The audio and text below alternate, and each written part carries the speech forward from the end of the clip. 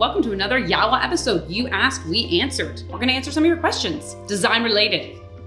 If they're not design related, we're not gonna answer them. We also give life advice. Sure, we could give life advice. So these are some questions sent in via Instagram. Some that I just made up, but I won't tell you which ones. I don't know either. Question number 1. Cute and skinny storage options for teeny tiny landings, i.e. a linen closet. Well, narrow storage it's tricky, but honestly, there's some good solutions.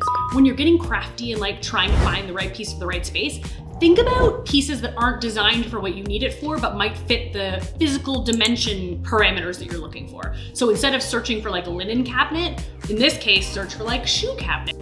Okay. Super narrow, flip down. We used to use an IKEA shoe cabinet in our dining room as a narrow sideboard, and it held our linens. They also have other ones that mount directly to the wall, so that can also be a really good option. But I would try look for a shoe cabinet, because those would tend to be a lot narrower. Like a shoe cabinet's probably 5 to 6 inches deep at the most, which you could fit on a landing as you're passing by. Okay. Hot tip. Hot tip. This is a good question from Sneaky Sally 59. No, I'm just kidding. I don't know the name. Well, all of yours are Sneaky Sally. Do you encourage clients to make their own Pinterest board before hiring a designer? Sure. It's a slippery slope. It's a slippery slope. That's true. It's a double-edged coin, this one. I think it's a good idea to make a Pinterest board to start getting an idea of the aesthetic you like. I think it's helpful as a designer to get a really good idea of your style, and I think it's a good idea for you to be able to have something visual to show. That said, it's a slippery slope. I think one Pinterest board is great. I think if you're getting into 800 Pinterest boards, I think it can be really hard to create a cohesive aesthetic. So I think while it's good to have a few images and maybe one board, somewhere between 0 and 40 is the right number. It's one. And I would focus on the word inspiration Yes. And how you want the home to feel, or the space to That's a good feel. point, Jenna. And thank you. Not specifics. But I think the idea of looking for photos that represent the feel or the vibe of the house that you want is great. It's the specifics that can get messy. For sure. What are some of your favorite sources for wallpaper? Ooh, there's a lot of really good ones. Fair & Ball has beautiful wallpaper. I really like these walls. There's a lot of Toronto showrooms that carry a bunch of different lines, like Memo Showroom or Y&Co. They have some awesome options.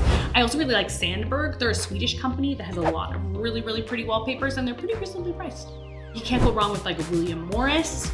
I also really like a textured wallpaper. Philip Jeffries has the best, textured Vinyl, glass yeah. cloth and vinyl. Great for powder rooms. Great for powder rooms. Yeah. Okay. Luli Wallace also. Shout out to Luli Wallace. She's an awesome artist that has beautiful, beautiful wallpapers that I really, really love. Oh, and one more. Lewis and Wood also has a ton of really great wallpapers. She's still going. Still going. I keep coming up with more. Cole and Son, also great. So many. Oh, this one, yeah. Okay. When painting wall and trim the same color, very trendy, although we don't like the word trendy, but very cool. When painting walls and trim the same color, can you use the same paint for both, or do you need to use trim paint? Great question. Great question. Wow. Typically, you would use 2 different kinds of paint. They would be the same color, but they would be a different sheen. And the reason you'd be doing that is because a glossier finish, like a satin or a semi-gloss, is going to be more durable and easy to wipe down than something that is more matte. So typically, you would paint trim in a glossier sheen so that it's more protected. I also think having that difference does add some depth and some interest when it's all the same color. But It's yes. flat if it's all the same color. Yes. But you don't have to. You can do whatever you want. But that's what we recommend.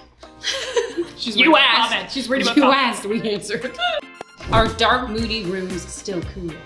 Always cool. Never not cool. I wrote this question. Did you really? And I just recently Was it because did. you have a dark moody room?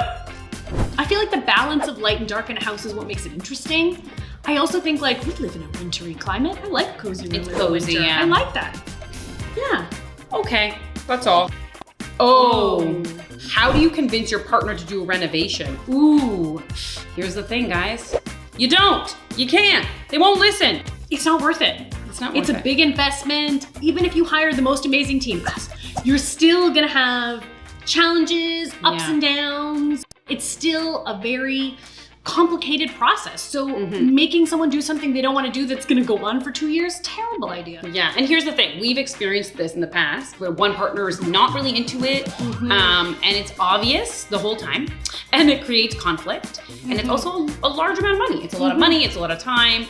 I will say though, sometimes we work with couples who one partner is not really involved in the project, and that's fine.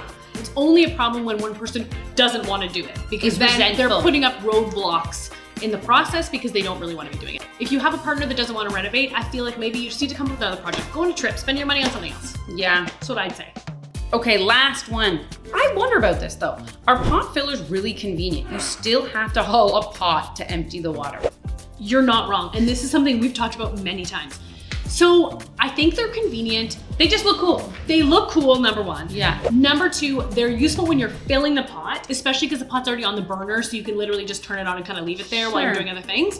But yes, you still have to empty it. So it doesn't really solve that problem. Also, like, how big are your pots? Like, how much cooking are you doing? Are you making like massive soups? Are you boiling beets every day? I do have a pot I call the cauldron.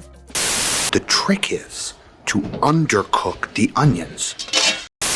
I think that it's mostly for looks and fanciness, but They it are is expensive. cool look. It is cool, and if you have like a nice backsplash, it can be a really nice detail in the middle of it. Like all plumbing fixtures, they can be the jewels of the kitchen, but I don't think that they're really for convenience. I think they're one of those things that we just say are practical, but they're really not. But you should have one if you want. Yeah. But if you're trying to cut your budget, shut it down. Yeah. Are they expensive? Yes. Nice looking pot fillers, you know, 800 to 1100. Oh my God. I'm just kidding. Self-energetic. I shouldn't say oh my God. Oh my gosh. Well, thank you for joining us for another hot episode of Yawa, You Asked, We Answered. We'd love to be able to answer some questions from you directly, so please comment below and we'll reach out for some more info and maybe we can answer your question on our next video.